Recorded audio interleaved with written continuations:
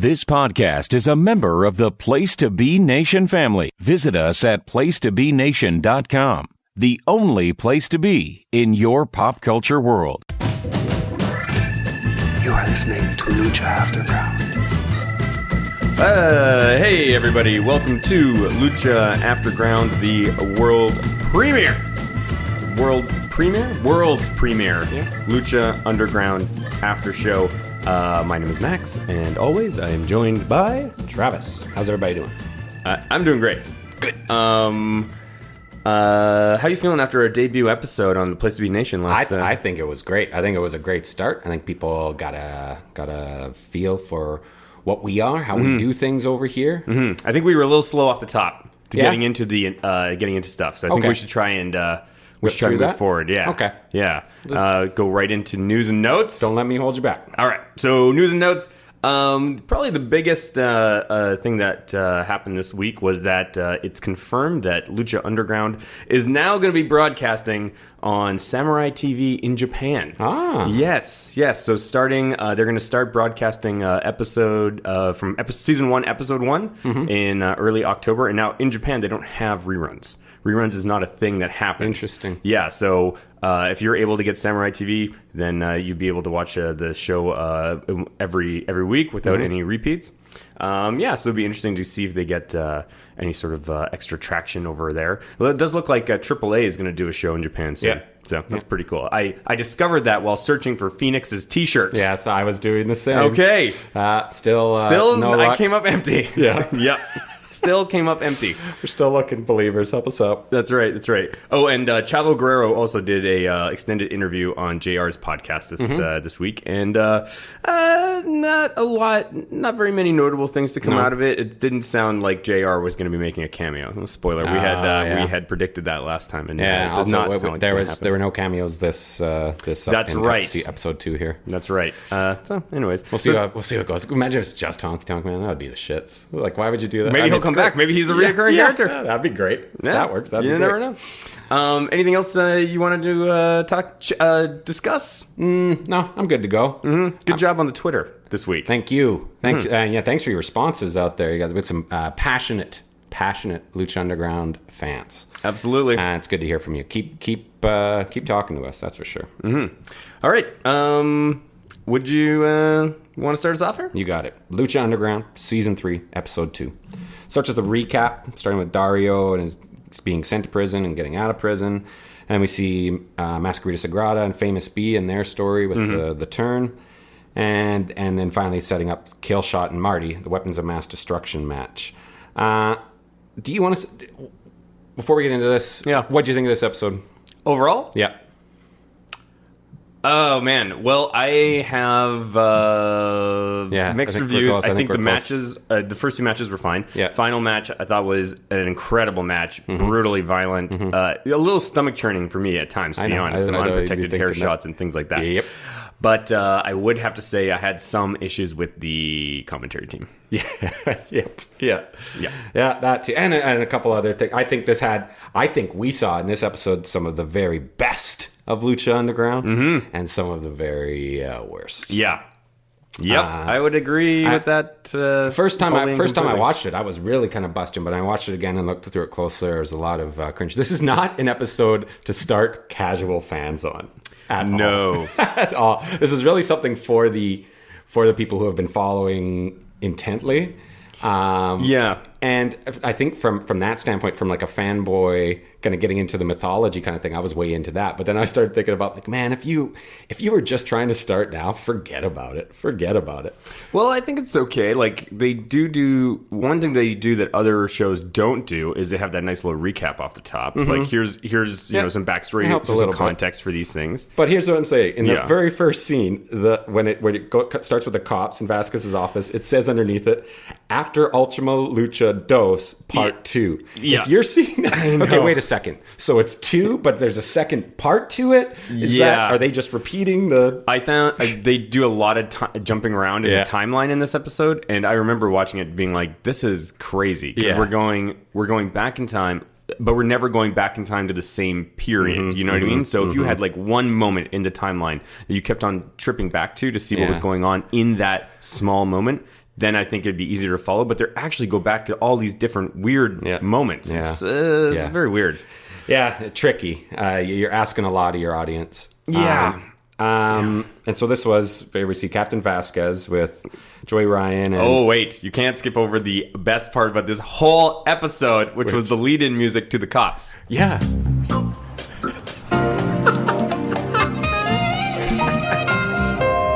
That is tremendous. Yeah. That was great. I didn't think you'd be able to. I'm glad you got that. Oh, yeah, absolutely. Well, when we come back from our, mid, we have to put an ad now in the middle of the episode. So we'll come back to the cop show. That is great. Yeah, it did feel like it was a real cop show for a second, just from the outside. Oh, yeah. The I loved spin-off. And I was psyched to see the cops because I remember, thought we would maybe never see them again. Their story could have ended right there, and that would have been the end of it, and it would have been a natural conclusion to all of those characters, and that would have been fine. But but I was excited to see them all back. It's like Hill Street Blues or like something like that. Totally. So we got there's some more of them. So they're doing the stakeout, listening to the murder of Mr. Cisco, right? And just three bad actors. Yeah, it's Mr. Cisco brought something to that storyline for sure. I did like that Reyes is defending Cisco as his friend. The story is fine. Yeah. The idea of the story is good to have this dynamic between the three. Clunky in the execution in terms of how you're telling it and with the performers, I thought. Yeah, for sure. I couldn't even tell you what the point of that scene was now thinking back. I've watched the episode twice, and the thing that stuck out for me was the music and this line from Reyes. That's Mr. Cisco. No, I love that. You didn't like that? That was okay. It's a good line, but he's just he's a good wrestler. He's a really good wrestler. Say that about Reyes. But what was the point of the scene? I can't remember. Like literally, what was the point? Well, we know that they heard the murder and chose not to act on it immediately, right? I guess. Because then we find out when they did act on it that Vasquez is not happy about it. Like, no, you idiot. Yes. Okay, I gotcha. Okay, I guess we'll get to that. So we head inside the temple, and the chimps are back. I said rap punk. I think it's more rap metal. And this leads us into Man in the Wedge. I gotta get that wedge. And it is the kid from Up All Grown Up Again, part 2. And listening around to some of the people who are at some of these, again, I'm avoiding spoilers altogether, or we're doing our very best, but just kind of hearing from the people who are on set and watching some of these shows. Sometimes they only shoot 2 episodes in a night. Oh, really? And maybe I think sometimes they take from all over the place. They don't, the order they tape in, I think we kind of clued into this, is not necessarily the order it shows up in that particular episode. Or right. That makes some sense. That would be smart planning. I could see that happening for sure. But anyways, kid from Up All Grown Up. This is your number 2 shot. I think he was a little more off to the side this time. They always kind of alter their camera angle just a little bit, so you could see his mom next to him again. It's his wife, dude. Are you sure? I'm not sure. But why did he bring his mom? That seems so strange. Because it fits in with that kid from Up All Grown Up story. Oh my god, I want to find out who that guy is. If you know who the kid from Up All Grown Up is, please let me know. Please on Twitter, just tweet it. So this leads us to our first match. And Famous B snatches the mic away from Melissa, who I think we'll just say right now, great work from Melissa in this episode. As always. And really, in this episode, she does a lot with her, with no dialogue, and it's never over the top. I'm throwing in my candidate for this year for best Dario Cueto English speaking, no makeup. It's the Dario Cueto Award for Best Non-Dario Cueto Performance, English Language, No Makeup. Yeah. Okay, so we're nominating Melissa Santos, episode 2. Okay. I think that on great. Put that on the list. So Famous B says she's not famous enough, and I remember when she got over to the corner, she gave this kind of, like, after kind of walking away, and kind of gives this face like, really? Like, just kind of a quick little, sure, okay, pal. You keep believing that. It's just awesome. From following her on Twitter, I do believe that that's the type of insult that would hurt, would piss her off. I think she's great at what she does. A little shallow. Yeah, That's is that your hot take? Yeah. Okay. Yeah. Shots fired. Okay. So Mascarita Sagrada comes in again, as I mentioned, to that Nathan For You theme song. It is the Nathan For You theme song. I think it's so funny. Like when he does his last pose, I say it out loud. This is Nathan For You. No way. Yeah, and against Dr. Wagner Jr. Here's what I noticed. Mascarita Sagrada's outfit looks great, except for the lining of his jacket. I have that listed as well. Yeah.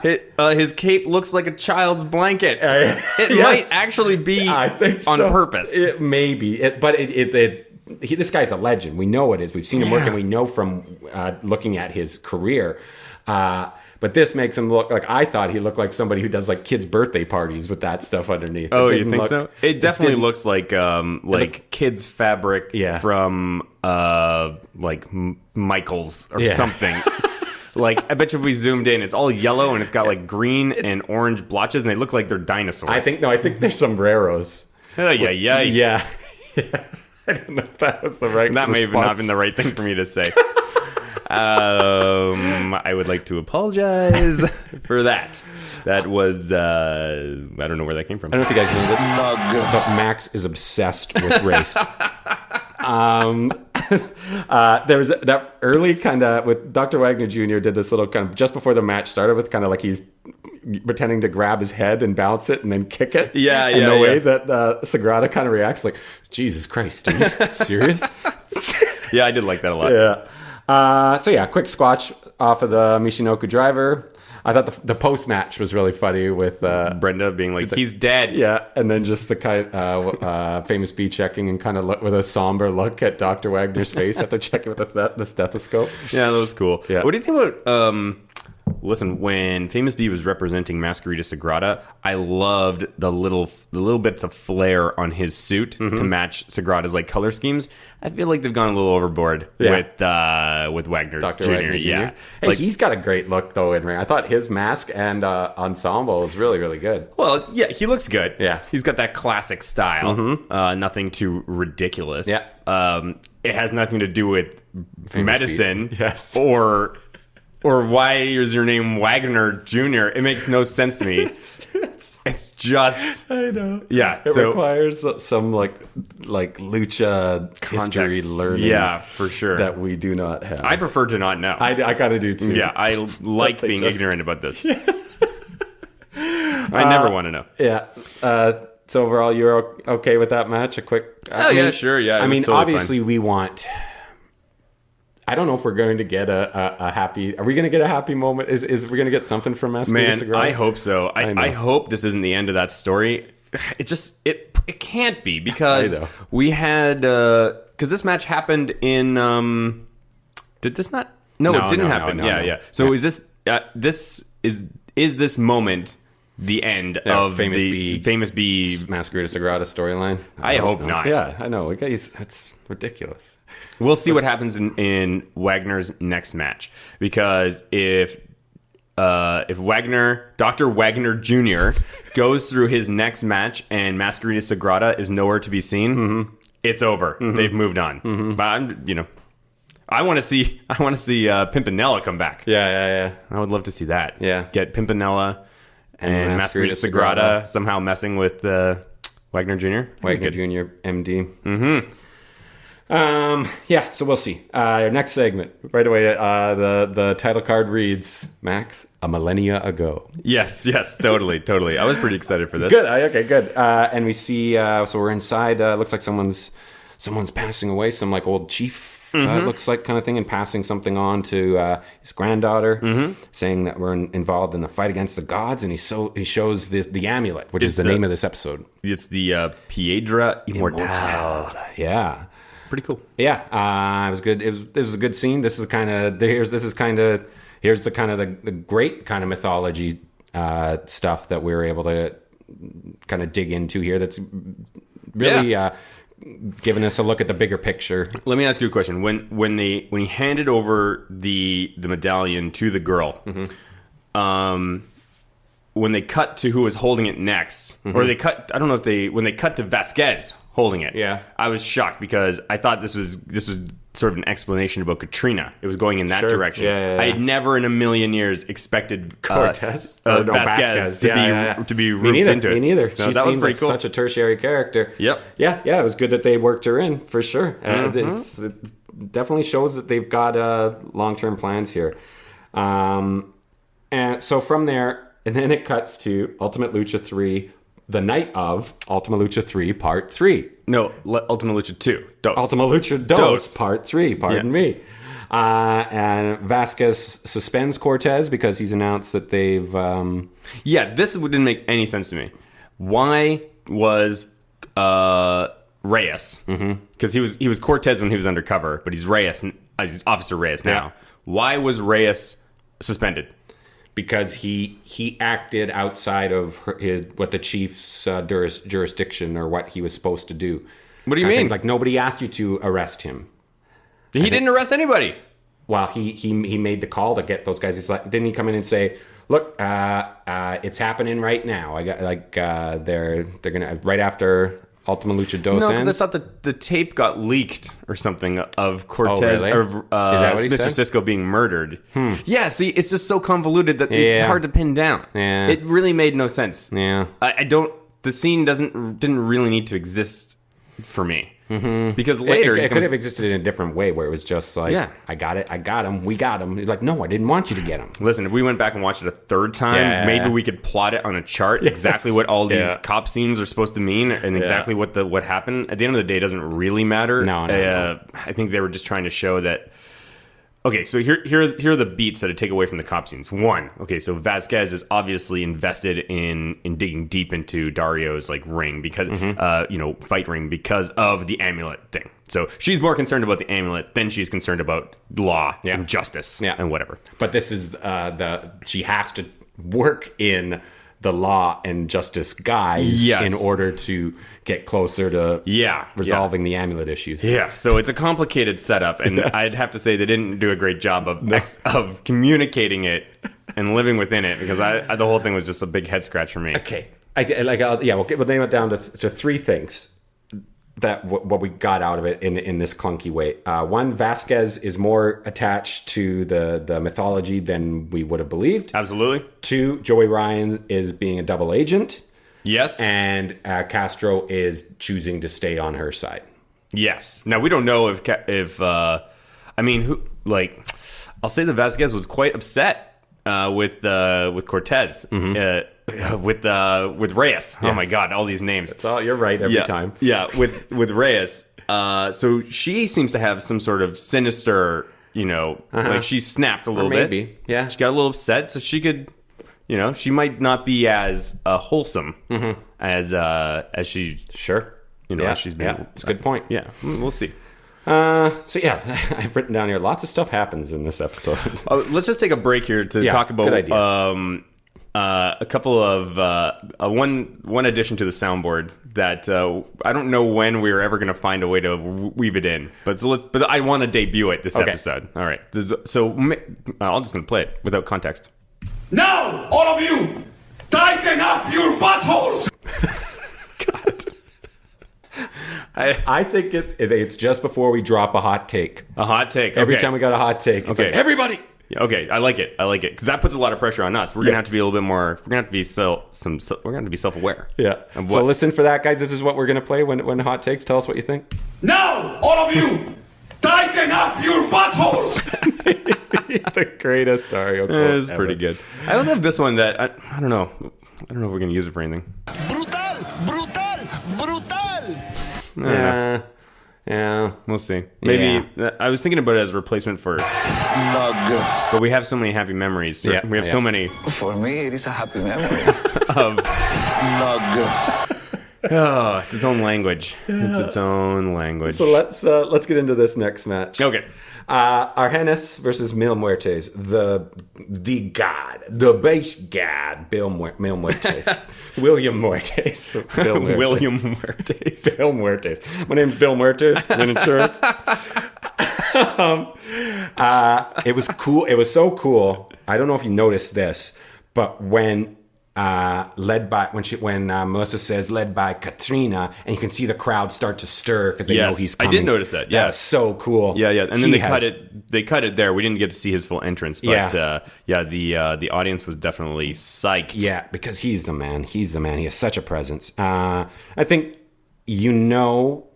from this match, I mean, Argenis is always there to move plot. So and not that he had that great GIF you tweeted. He had a great, one really great move. The moonsault? Yeah. Off the top rope. That was the best thing I've ever seen Argenis do. I think it was amplified a little bit with that was the most GIFable Argenis moment in Lucha Underground history. Mm-hmm. So I think in this case, Mil Muertes will win, but you want to know what's going to happen with his story. And I will watch a Mil Muertes squash match any day. Here's where we start talking about Striker's commentary. Yeah, I know exactly what you're saying. Yeah. And, Muerte's finishing move is the flatliner. Mm-hmm. And Striker sees it coming, and he starts beeping like a heart monitor. Mm-hmm. And, I mean...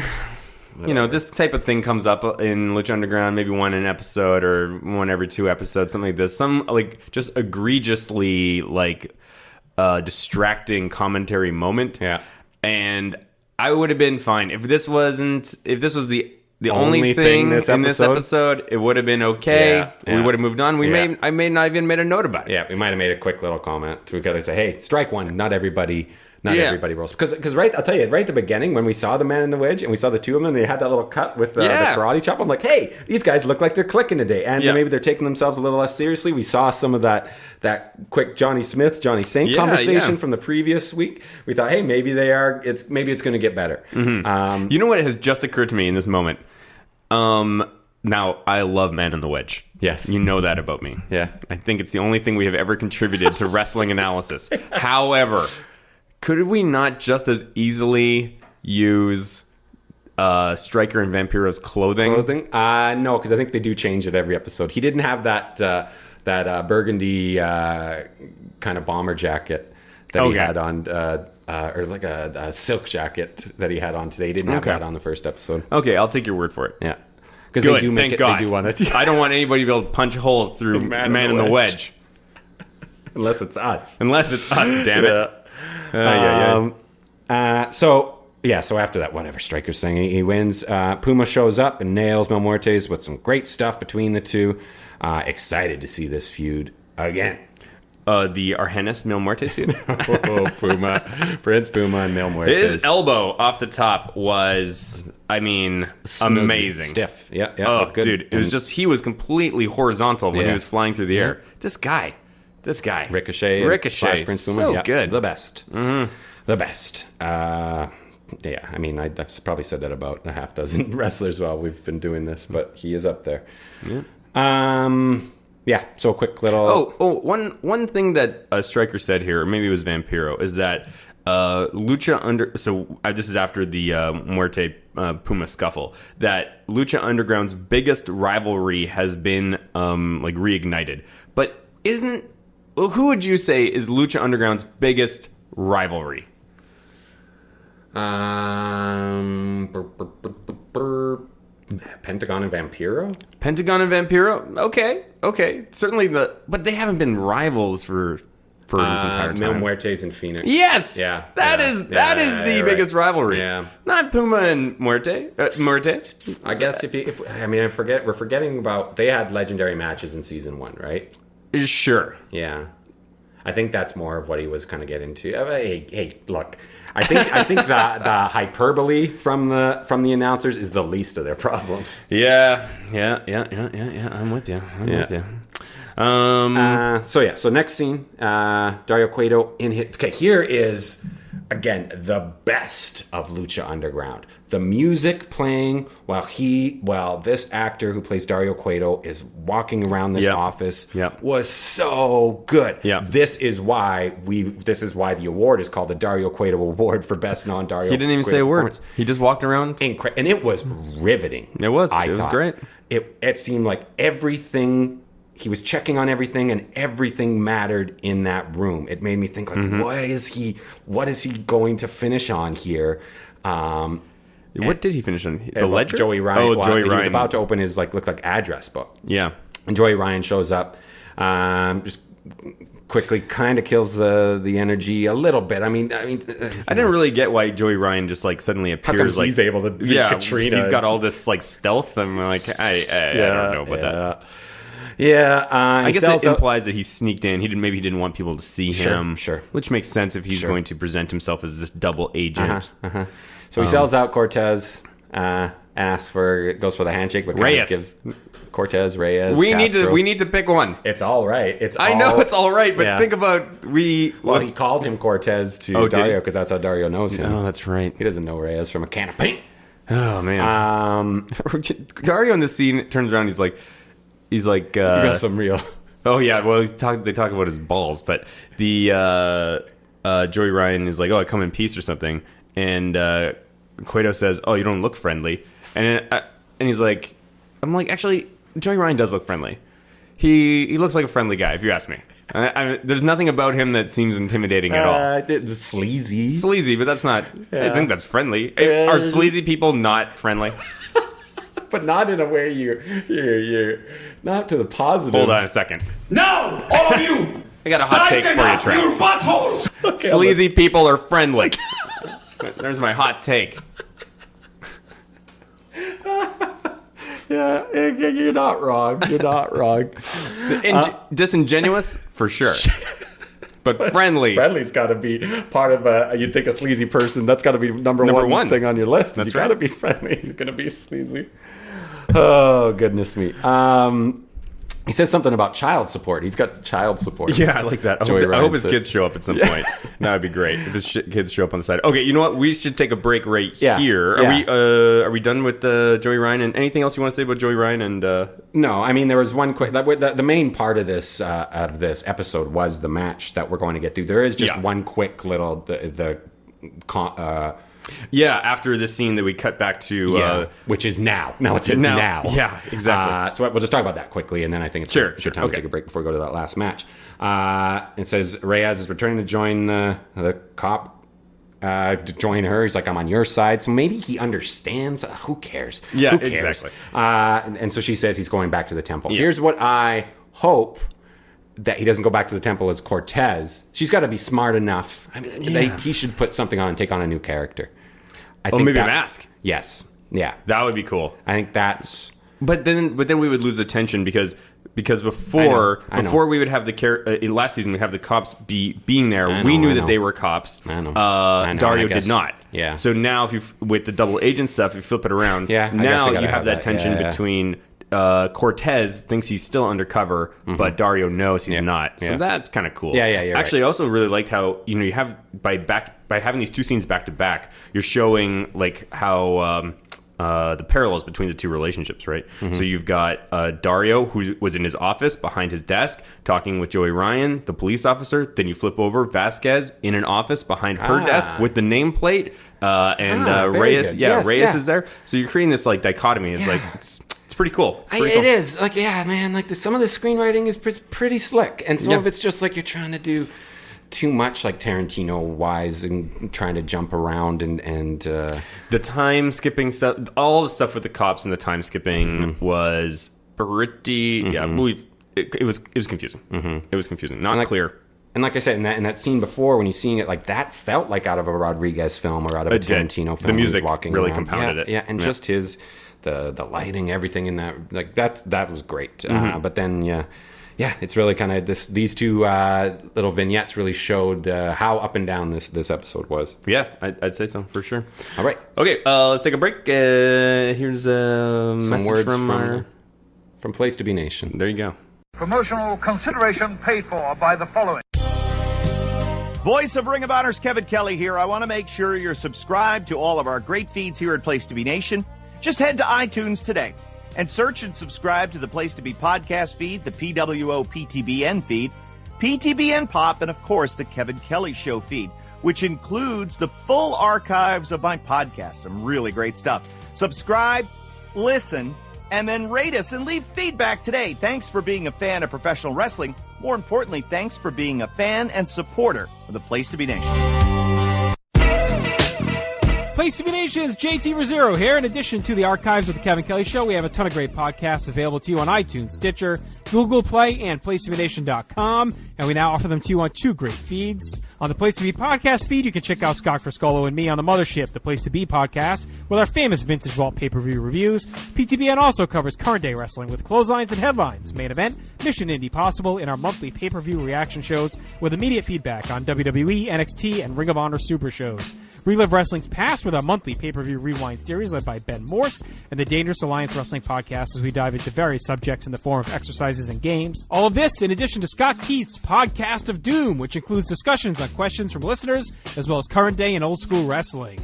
We also have sports covered too with the Sports Lounge, the TJ McClune Show, and NBA Team Podcast. On our brand new PTB Pop podcast feed, we offer great shows such as the Glenn Butler Podcast Hour Spectacular, Rank and File, Lucha Undead, as well as a veritable podcast heaven for comics fans with the Hard Traveling Fanboys, Sellers Points, Todd Weber's Conversation, and Imaginary Stories. Subscribe to both feeds on iTunes and be sure to rate and leave feedback as well. All of these shows are available on PlayStation.com, where we cover pro wrestling, sports, movies, comics, plus tournaments and more. Be sure to check out on the right-hand side of the site for details on how to support the site when you shop at Amazon and download our free Place to Be Vintage Vault Refresh ebooks. We also want to thank our friends at Bonehead's Wing Bar in West Warwick, Rhode Island, and Fall River, Massachusetts, and Scott Keith's Blog of Doom. Be sure to follow us on Facebook, Twitter, Instagram, and Tumblr as well. PlaceToBeNation.com, the only place to be in your pop culture world.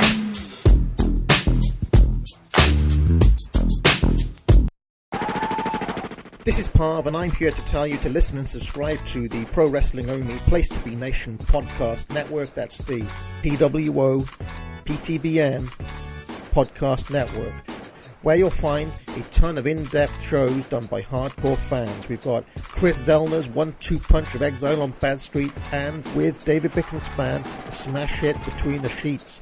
We've got Wrestling Culture with Dylan Hales and Dave Musgrave, Goodwill Wrestling and the reaction shows with Good Old Will from Texas. We got This Week in Wrestling with my man Pete and Johnny Sorrow, Stephen Graham and Tim Livingston's Pro Wrestling Super Show, Tag Teams Back Again with Kelly and Marty Sleaze, and a ton of other great shows too. And of course there's Titans of Wrestling and Where the Big Boys Play with yours truly and some dude from down south called Chad. PWO PTBN Podcast Network.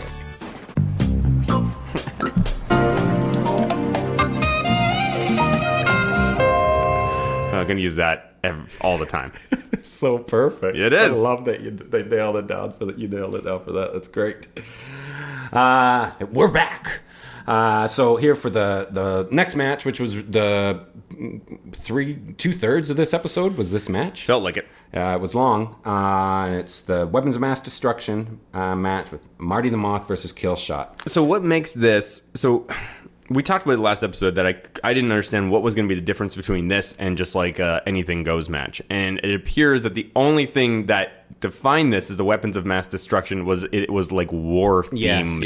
Yes. And which related to Killshot kind of thing. Like, it's Dario likes to have these gimmicky matches, right? And he always has to try to find a way to relate it to the people who are involved. And sure. So, and that was, and as far as gimmick matches go, this was I can't fault the reasoning for why you would choose it. Sure. I mean, this implies that Dario somehow went out and got this military grade equipment, bombs, and he's got connections. Shells, you know that, like full tank shells. I do want to say machine guns. Yes, I guess so. Oh yeah, whatever. I mean, it's not a perfect. Here's all I wanted.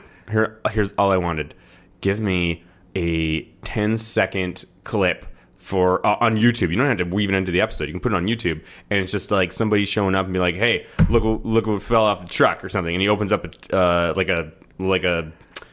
trunk or exactly, like pull up something like that, and it's all this military stuff. And Dario's just like, "This gives me an idea." Yeah, that's all we need. Great idea. That's all we need. That's all we need. Oh, speaking of YouTube, did you see Marty the Moss promo for this? No, it was really good. Yeah, man. Marty is he's all in gear. Yeah, he's all in gear. He's in full character. He's just talking right at the camera. I mean, it was excellent. The guy is an underrated actor. I think so too. I think honestly, not that we want to overload our nominations so early, but I mean, realistically, let's look at our nominations so far for the Dario Cueto Award for Best Non-Dario Cueto Performance, English Language, No Makeup.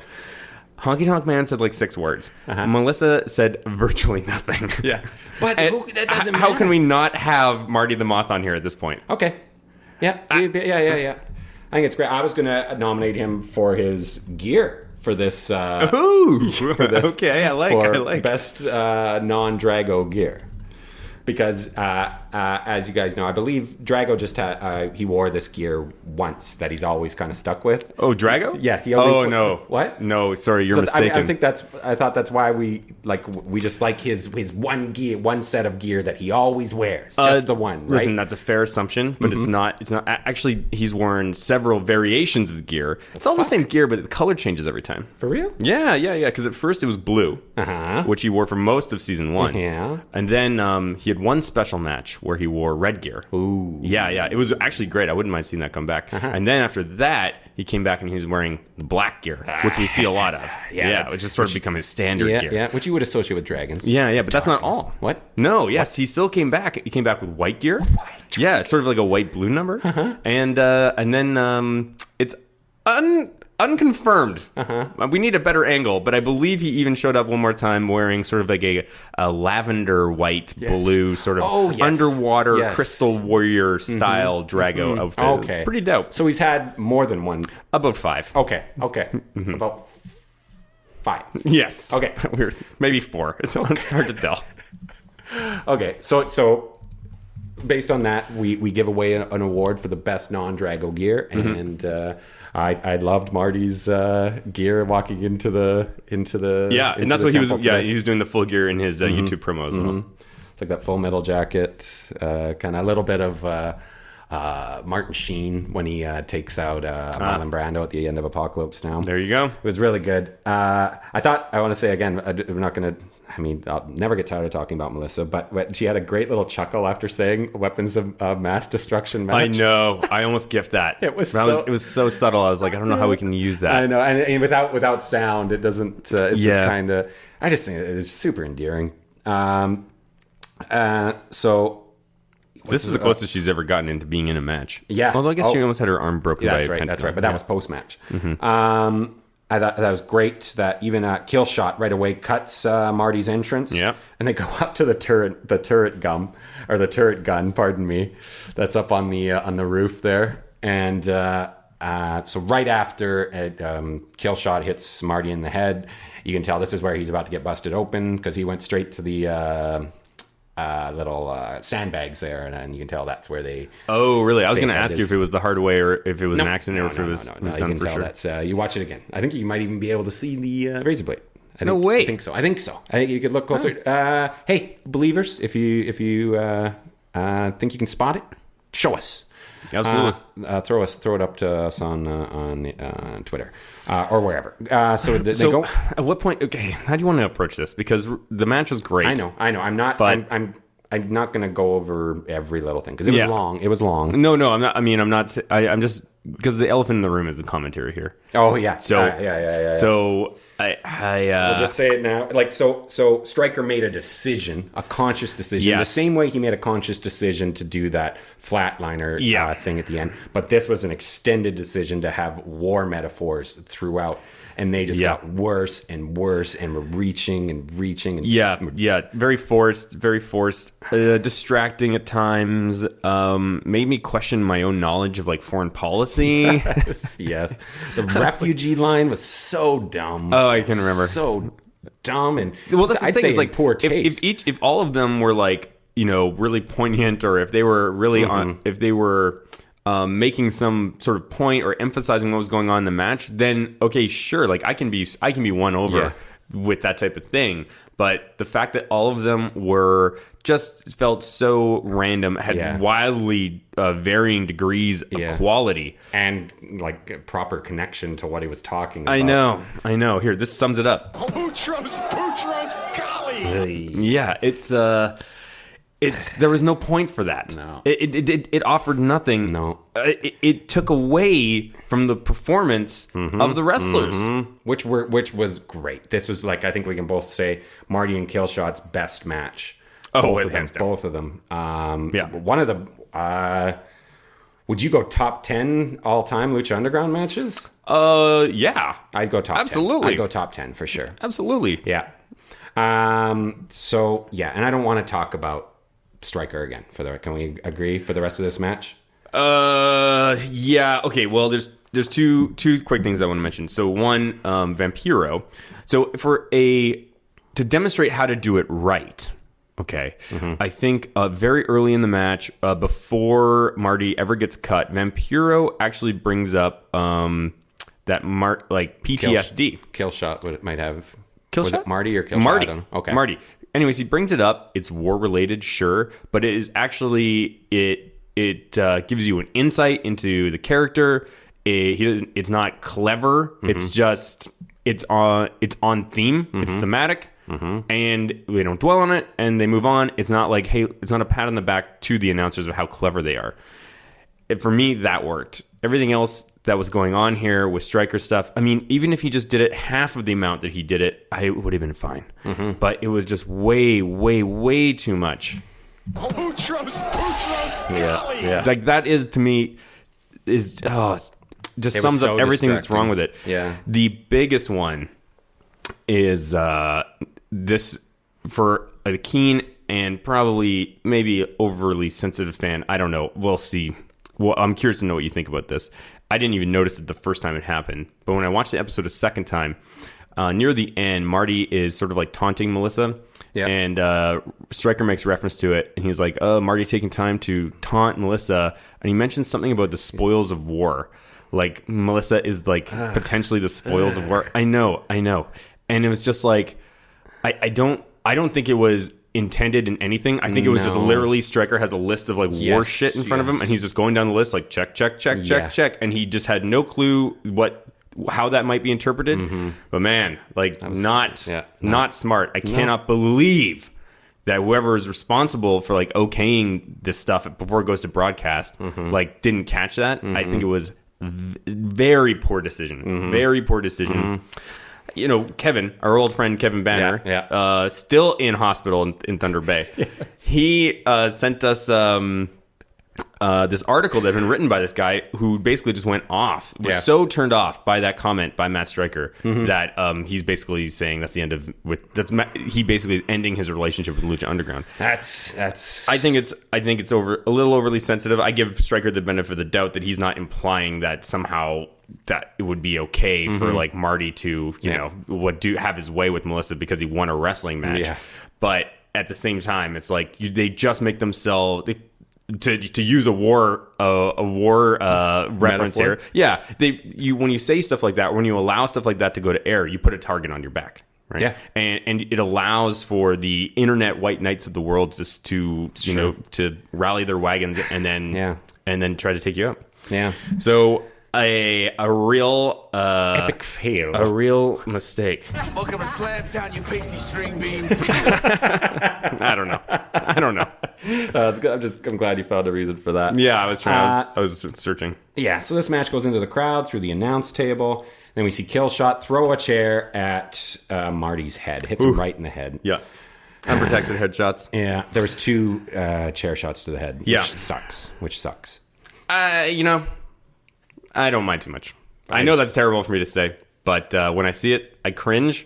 But it does give me, as long as they're not used. This is a career match for these guys, and so it's pretty sparingly. Yeah, I mean, I don't want Marty to be doing a house show in some school gymnasium and taking unprotected headshots. But if you're on TV, 100,000 people saw that show. Well, a lot of people saw Brock Lesnar legit elbow Randy Orton, and he's now legit concussed. Yes. So that's just not. I just don't think it's a little bit. You don't different, roll that though. dice anymore. I don't think you should be rolling that dice in this day and age. Yeah. I mean, I think there's an argument for that. Yeah. I get why they do it because it works. Yeah, and it works on me. I'm not immune to it. It gets my blood pumping. I'm totally. I'm not. I don't want to see it every episode. Yeah, use it sparingly. And within this match, sure. I see your point. This is when he grabs Melissa. And then gets kicked into the crowd, and then we see our friend do the crotch chop. Everyone kind of had a reaction to that. My quick hot take. Hit it, Max. Now, all of you, tighten up your buttholes! I'll say outside of the Young Bucks and their associates, I'm done with crotch chops in wrestling altogether. I just rather not see it. It doesn't bother me. For me, that moment just felt like that felt. One of the things that I like so much about Lucha Underground is they have control over the fans. Yes. And the fans never, even if the fans were to try, because of the edits and everything like that, the fans cannot hijack the show or make the show about them. And just in that one moment, it kind of felt like a little bit like that. Went into business for himself a bit. Yep. And so, hey, CJ De Niro, I know who you are. We know who you are. Everybody kind of stepped up for you. And I've been nothing against you. You seem like a cool guy. But I got the impression that from the shots that the next two shots that came after that, it looks like they settled him down because he was right there. He was right there and just kind of cheering like a regular. The internet dude. is a crazy thing that we somehow know that man's name. Yeah.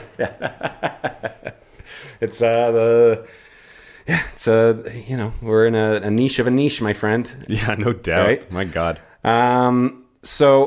We got another great look from Melissa here. There's so much crap everywhere. This is like my issue with a gimmicky match with all the. It turns into a bit of a Carrot Top routine, and there's just so much, right?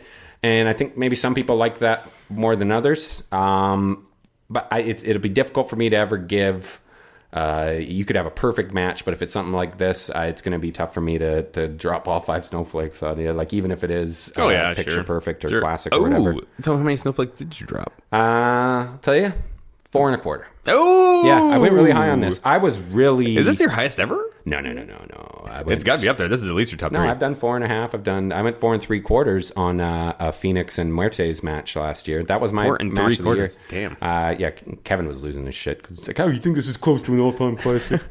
I'm going to start logging your star ratings. Sure. Yeah. Well, this is the highest one so far for sure this season. There was a warning of grenades, like they're worried about like in Atlanta. I kind of thought there was going to be like a big blow up at the end of this. Yeah, totally. In Japan, they do like little explosions and things like that all the time. Marty grabbed the ladder and set it up there and really came close to taking out a fan there. Did you see that?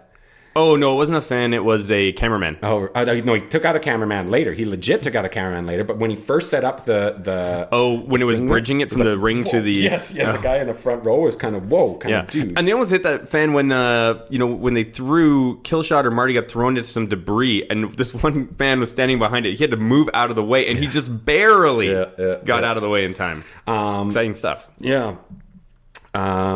Another chair's thrown at Marty's head. Marty's looking gross, which is great. This needed to be unsettling, this episode or this match, right? Sure. It had to have that level of it. Killshot got superplexed onto a couple of the boxes, but then we see that attitude adjustment onto the ladder. That was probably the biggest. That looked like it hurt a lot. Cringe-inducing match. Was that more cringe-inducing for you than the unprotected headshots?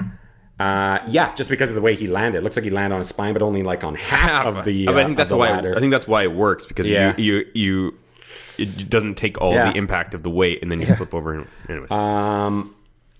This is awesome chant number 1. Then a little later we see a nutter of a power bomb from Marty onto Killshot onto 2 tables on the outside of the ring. I love that. That was wild.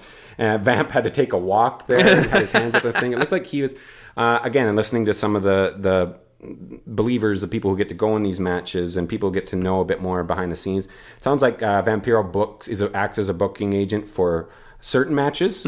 And it sounds like this would have really been one that had his fingerprints all over it. Huh. So maybe that's why he was kind of extra. That makes some kind sense. of into it. Sure. Killshot hits his cradle driver for a near fall. That was amazing. Yeah, that was so crisp, so clean, looked so brutal, seemed so dangerous, executed to perfection by both guys. That was the highlight of the entire match for me, was just that one move. Well, that led to the second "This is awesome" chant in the match. Killshot pulls out a monster ladder. I really like that reveal of like how it just kept getting bigger and bigger and bigger. And they set the ladder up. Matanza pushed. This is where, pardon me, not Matanza. Marty pushes the ladder into a camera person. Caught him. Jesus. And it's set up so that the ladder's set up right in the middle of the ring with with tables on either side. We get one last wordless performance from Melissa where Marty's looking at it. This is the one you get where she gives like that really kind of beautiful kind of no. She's not into it. So they both start climbing the ladder. I guess it made sense because it looked like Killshot was going to drop on thing. I think we're just, as wrestling fans, we're trained that when we see a ladder set up like that, people are going to climb it, and this is like, and then they both climb. But I definitely had a moment where I was like, "Why are they climbing this?" But it took me a while to clue in because I was like, "This makes no." Yeah, it made sense for them to kind of get stuck up there, I guess. Sure, but suspension. There was a gap in logic. Yeah. So Marty teases a suplex. Enter Mariposa. She gets kicked a couple times and then hit mostly onto the table. She falls on the table, but really missed it. God, that was a dangerous looking bump. Was it? Yeah, it looked okay to me. I think her butt got a bit of the table, but her head barely missed the ropes when she landed. You can see the guys who are closest to the thing really had their hands on their heads and their hands over their mouths. As it looked like a nasty bump. This is the most character we've seen from Mariposa this entire time. I guess. She came Until out. she has that match with Matanza. Oh, that could be coming. Because she's on. Oh, she's on. Dario's Style of Doom. That's right. So that was a big spot. You could tell the finish is coming. We get the nut grab callback because he had his nut grab call. Yeah, how do you know Vampiro is involved in this? Yes, there's a lot of nut shots and there's a lot of weapons. It's like, not the grenades. That's what are you saying, man? That's the nut sack. I don't know why that was important. Everyone was on their feet in the arena, in the temple for this finish. Killshot grabs the dog tags. Great, and of course, thanks for hammering it home. The symbolism couldn't be more obvious, as if your shit commentary couldn't be more obvious, Stryker. I said I wasn't going to talk about it again, but we did. Grabs the dog tags, and then a wild stomp off of the ladder, which is his finish, through the table for the win. Crazy stuff. Really great finish. As I said, 4 1/4. Yeah, guys, these guys busted their butts. We're 2 episodes in, but this is definitely the best match of the season. Hands down. Yeah, anything, any of your last thoughts on this match? No. It exceeded my expectations. I thought there were great moments. Man, the commentary hurt it, but other than that, it was a little too long. It was a little too long. Yeah, maybe a little bit too long. I'm with you on that. And so from this, we went to the last scene, which is Katrina and Mil Muertes, and Mil Muertes is pounding on lockers. And he says, "I want Puma." Is that the first time we've ever heard him speak? I don't think so. I don't think so either. He's not verbose. No, that's for sure. And we see that Katrina has the other half of the amulet. I love it. So here's my question for you, Trav. That girl who gets the amulet originally, is it Katrina or is it Captain Vasquez? Or is it both? Whoa! And she has been split up. You just blew my mind. One good, one bad. I love it. Why not? Yeah, or maybe they're going to end up being on the same side because they're going to have to fight against, if this war, man, is this 7 Aztec tribes against the cops? 7 Aztec tribes versus the LAPD. Hit the music.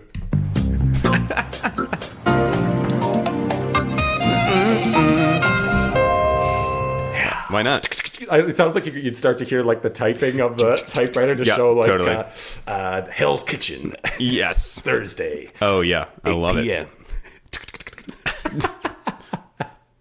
Really good stuff. I'm really glad you added that. That's permanent. Faux show. Oh yeah, without a doubt. Yeah. So overall, I mean, I was hearing some people, as we saw, some people really disliked this episode. Some believers are just gushing about it. I think that's what we've found in terms of, this is why we've come to the conclusion that we are the premier Lucha Underground after show. Yeah. Because there's either 2 sides of looking at this, or I've found it's either just for the real diehard Lucha Underground fans who will just will not say a discouraging word about anybody. Sure.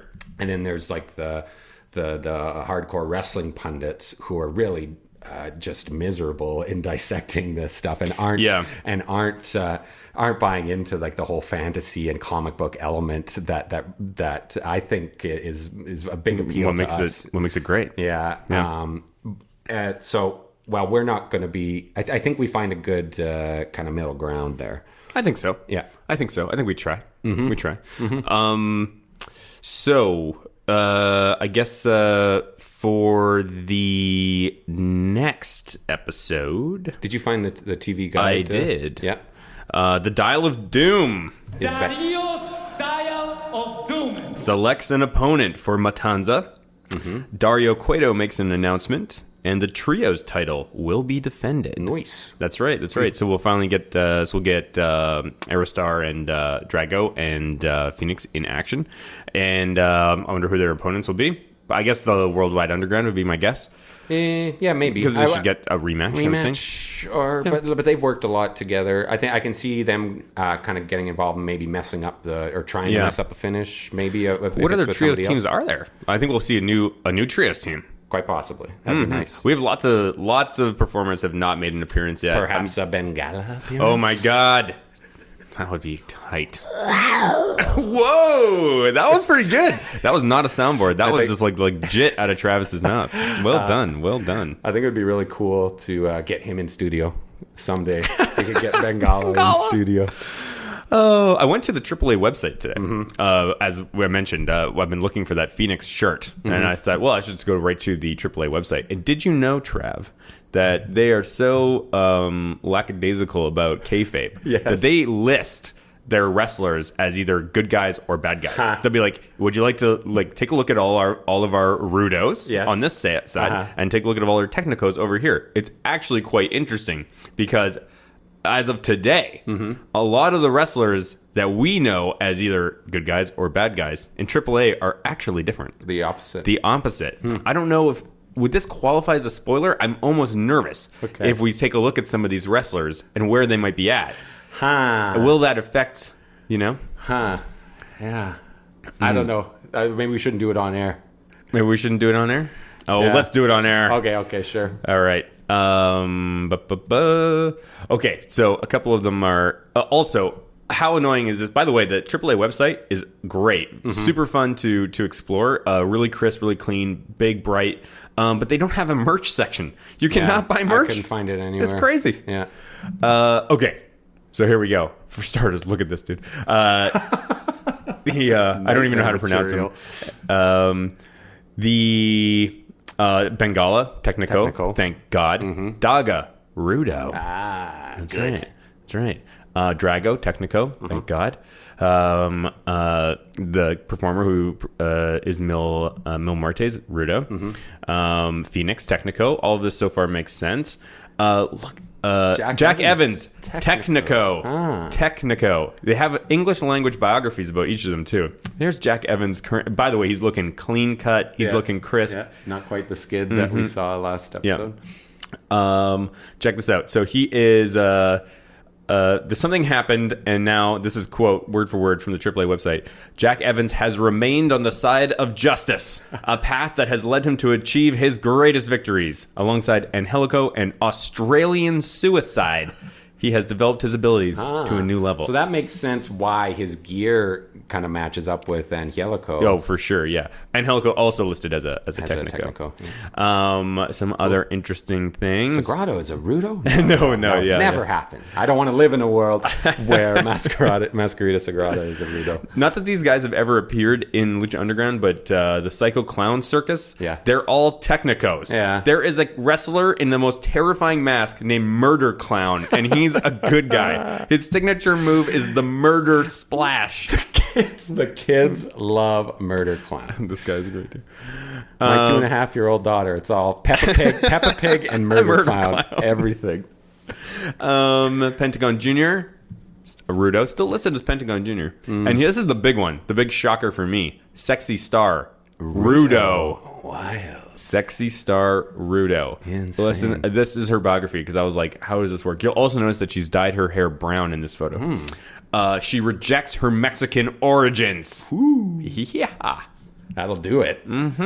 That'll get you some heat. Some people that are notably missing from the roster, Johnny Mundo, Brian Cage. But I believe that they are quite involved with these guys. Yeah. So lots of fun characters in there. Plus, if you ever want to know, like, how much does Phoenix weigh? you can find out. Not as much as cool. I thought. Yeah, it's a good looking site. Yeah, it's good. I don't know. Anything? That's about it for me. Anything else going on that you want to mention? I just did another part 4 of History of the Stampede Territory with Kelly Nelson, the Ken Burns of Wrestling, on the Place to Be Nation, Titans of Wrestling number 68. Yeah, so if you're ever wondering why on our Twitter handle there's all sorts of weird, like really, really old posts about Calgary Stampede Wrestling. That's why. That's why. Yeah. There's really, I saw somebody posted a gif of Keith Hart just taking a nasty buckle bomb. He didn't think you saw buckle bombs in the late 70s, but you did. There you go. But you did. That's been really, really fun. It's really cool. To check out to see JYD playing a heel back then. And it's just a really good heel too. Cool. Yeah. Bigfoot. Oh, yep. So the Squatchcast has gone live for the first time. I'm not actually in the first episode, but starting on Monday, you'll be able to hear my voice rapping about, not actually rapping, but you know what I mean. Talking about Bigfoot. Give you guys a spoiler right now. I'm an 8 out of 10 on the believer scale. And my podcast mates on that are both 2 out of 10. So you can get a little heated. Sounds like a good mix. Yeah, so we're locked in a endless arm wrestle about trying to convince each other of our own points of view. I'm really excited to see it's pretty cool. It's called Squatchcast. You can find it on iTunes without any issue. So that's about it. You can find us on Twitter, doing lots of fun stuff on there. If you just search for Lucha Afterground on Twitter, you will find it. If you want to know the exact Twitter handle, it's at Lucha_After GRND. Mm-hmm. But just search for Lucha Afterground. You can find it there. Also, is there any point in archiving old episodes? Twitterverse, let us know. Would any of you ever go back and listen to an old one of these? I don't know if there's any point. Yeah, that's a good question.